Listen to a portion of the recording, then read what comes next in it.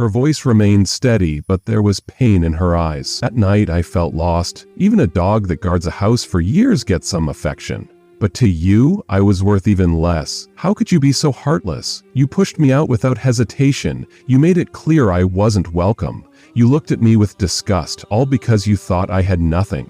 But now, when you see I have money, your attitude changes completely.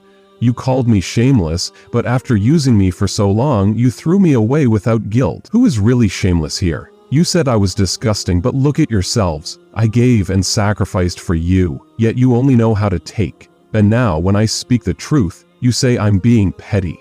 But honestly, who can be pettier than all of you? Her words left them speechless, their faces filled with guilt and embarrassment. But deep inside, she knew their sudden kindness was just another act, and she wasn't going to fall for it again. Without engaging in any arguments, she went straight to her room, hoping to find some comfort. But when she opened the door, her heart sank even further. The room was filled with clutter, and none of her belongings were there. Confused and hurt, she turned to her mother and asked what had happened. Her mother hesitated before explaining that they had stored things in her room because the house was too small. When she asked about her belongings, her mother looked away and admitted they had been sold or thrown away. This revelation was another blow. She questioned why they treated her things as if she had disappeared forever. Her father, who had been sitting on the sofa, casually mentioned that since the house was cramped and her brother's wife was pregnant, they needed space for baby items. Hearing this was painful because she remembered how much her father used to treasure her things, talking about gifting them to her when she got married. Now, it seemed like none of that mattered anymore. The realization hit her hard. She had lost more than just time in prison. She had lost her place in her own family. She asked her family, "Where am I supposed to stay?" Her mother responded by tossing $200 on the table, as if handing money to a stranger. "Take this," she said coldly. "Find a motel or rent a place. It's your choice." A bitter smile formed on her face as she asked, "What about my brother? Does he feel the same way?" At that moment, her brother walked out of the bathroom. With a smile, he assured her, "You're my sister. Of course I'm on your side. If you want to stay here, I'll clear the room for you." His words seemed genuine, and she felt a small sense of relief. She nodded and replied, "All right, I'll stay for a while." But the atmosphere shifted quickly. Her brother froze in place, his expression unreadable. He made no effort to clean the room or fulfill his promise. Confused, she stared at him, unsure of what was happening. Behind she could say anything, her sister-in-law approached, her tone sharp and filled with disdain. "Have you lost your mind? How can you be so selfish? Look around. This house is cramped and there's no space for you. Even if we clear out a room, it should be for the baby. You're an adult now. How can you insist on staying here so shamelessly?" Her heart sank at those harsh words, but she replied quietly, "This is my home too. Is it wrong for me to stay here for just a few days?"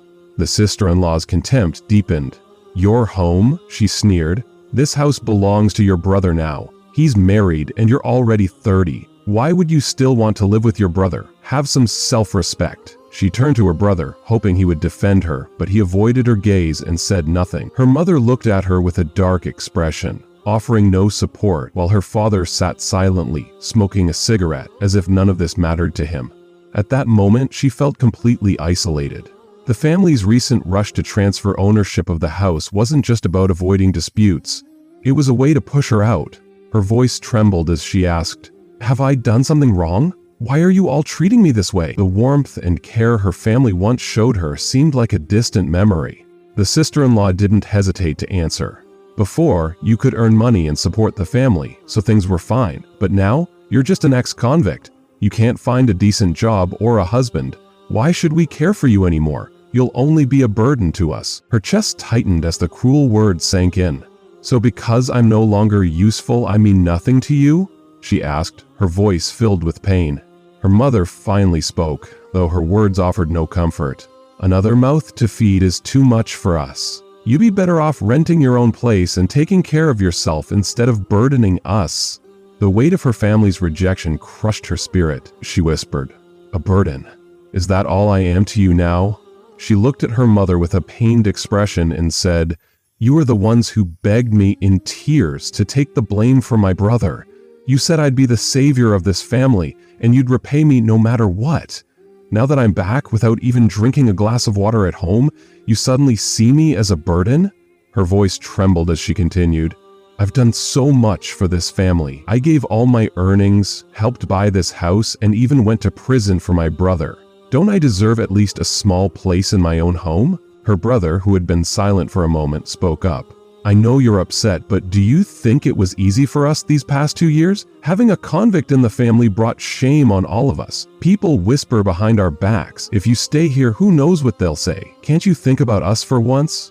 Hearing those words, her heart sank. The brother she had sacrificed everything for now saw her as nothing more than a burden. Everything she had done for him was reduced to nothing. Looking at him with deep disappointment, she replied coldly, "Don't forget, you're the one who should have gone to prison. You're the one who brought shame to this family." She reminded him, "If you really cared about our family's reputation, you should have confessed from the start. Instead, you let me take the fall, and now you blame me for not thinking about you." 2 years ago, her brother and his wife had been driving her car recklessly in the wrong direction when they hit someone, leading to a tragic accident. Her parents had rushed to her, begging her to take the blame. They said her brother had a weak heart and had just started his married life. If he went to prison, it would ruin everything for him. With tears in their eyes, they pleaded with her to protect him, promising they would repay her kindness. She had agreed not for any reward, but out of love for her parents and care for her brother. She sold her car, spent all her savings, lost her job, paid the compensation, and endured all the shame. But she never thought that after sacrificing everything, she would face such betrayal and coldness from her own family. She asked bitterly, "Isn't family supposed to stand by each other? How can love and loyalty disappear so easily when it comes to personal gain?" Her brother's face darkened, and he said, "I've already thanked you for what you did. What more do you want? This house belongs to me now, and my wife is expecting a baby soon. There's no space for you here. You need to leave. We can't afford to support you." In his eyes, her sacrifice was worth nothing more than a simple thank you, and asking for more made her the unreasonable one. Her mother spoke next. "Don't you get it? A woman's future is to marry and have children, not live off her family forever. We hoped to find you a good husband, but now that you've been to prison, no one will want you. Letting you stay here is already a favor to you." Her brother's wife added, "Exactly. You've been in prison, so you'll always struggle in life. If we let you stay here, you'll just bring us down with you." She stood there, speechless, feeling like a stranger in the very home she once called her own.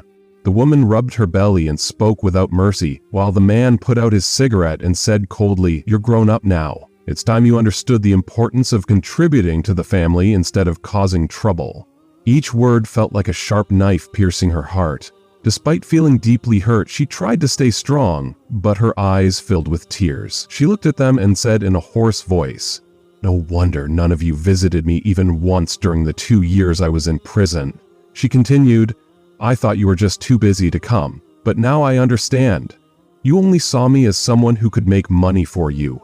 The moment I couldn't do that anymore, you threw me away without a second thought." She tilted her head back, trying hard to hold back the tears. Then, with a heavy heart, she asked, "So you're all really determined to kick me out today?" Without hesitation, the man replied, "Yes." Everyone else looked just as firm in their decision. There was no kindness in their eyes, no hesitation.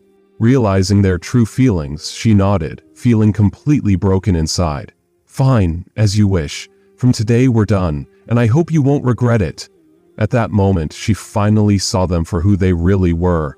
The family she had missed so much during her time in prison didn't deserve the sacrifices she had made for them. The money she once thought about sharing with them would now stay with her alone.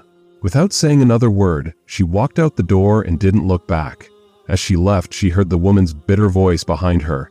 "You think too highly of yourself. What's there to regret about cutting ties with a broke ex-prisoner like you? If we let you stay here and take advantage of us, that's when we'd really regret it."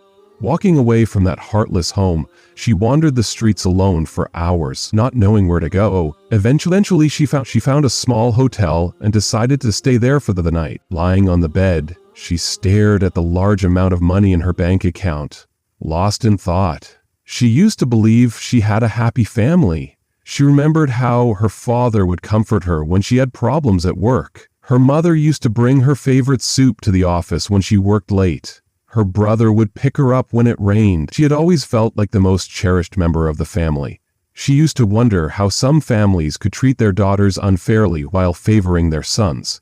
She never understood how parents could love their sons more than their daughters. But now, she finally understood the painful truth. She realized she had been living in such a family all along. Their love had always been conditional. To them, she was not really a daughter but more like an investment. Their love was just the price they paid, expecting her money in return.